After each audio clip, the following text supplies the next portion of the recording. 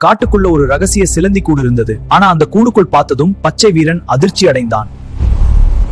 கிராமத்திற்கு அருகில் உள்ள காட்டில் ஒரு பயங்கரமான சிலந்தி கூடு கண்டுபிடிக்கப்பட்டது. அதை பார்த்த கிராம மக்கள் பயத்தில் பின்வாங்கினர்.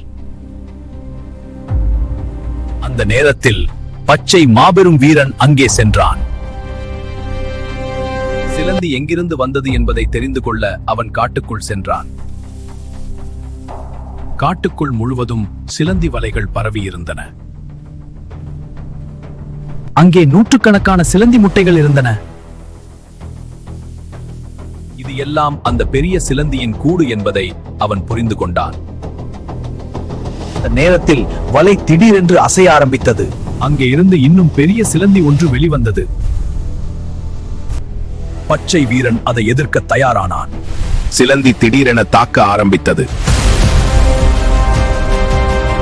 பச்சை வீரன் தொடர்ச்சியாக பல அடிகளை கொடுத்தான்.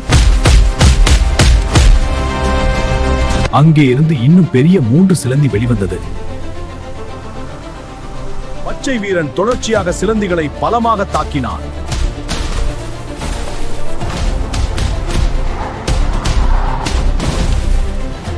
பின்னர் அந்த 3 சிலந்தியை சுழற்றி தூரம் எறிந்தான்.